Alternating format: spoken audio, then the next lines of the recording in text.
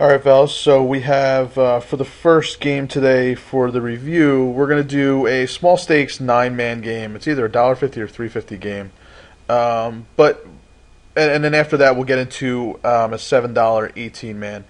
But one thing I don't want you guys to get hung up on are the stakes. You know, so many times I hear, well, at this stake level, we can't make this play or we can't do this play because it's a small stakes game or a high stakes game, whatever it may be. All the stakes mean is the overall frequency of regs versus fish, right? You know, you're playing a $30 9-man versus a $150 9-man. Of course, you're in general going to have more regs in that $30 game. But as you know, in every game there's random players, bad players, fishy players, whatever you want to call them.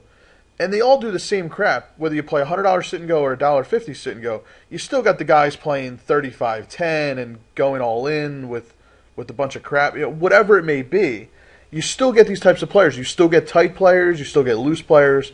So point being, it's all player based. So in previous sessions, who've been part of these sessions and have seen my videos, you hear me talk so much about, we can open wide here, we can open wide there.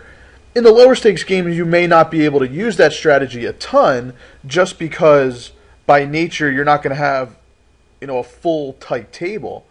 But if the opportunity presents itself, we just want to know how to take advantage. That's all. So I've heard it so much, I just want to point out, just because it's a lower stakes games, it's player based, stat based, situation based.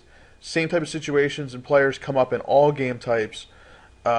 It's just a matter of using which strategies for which players. All right. So with that being said, that's my public service announcement. Let's fire away.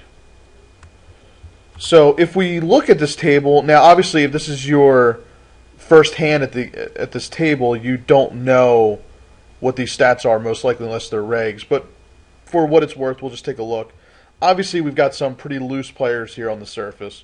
32-23, 25-21, 29-7. Looks like this guy's kind of tight. These two guys are on the tighter side. But as you see, an overall looser table. When you're playing at a looser table, your strategy pretty much needs to be very straightforward, solid, pretty tight in the early game. Pick up chips where you can. Not getting too tricky. That doesn't mean we can't exploit the fish by ISO raising in position, doing some limp steals, and we'll get into that. But that's just think about your general approach as opposed to if you were playing a $15, $30 game with a lot of tight players, you accordingly want to switch up your game and become more loose and aggressive and look to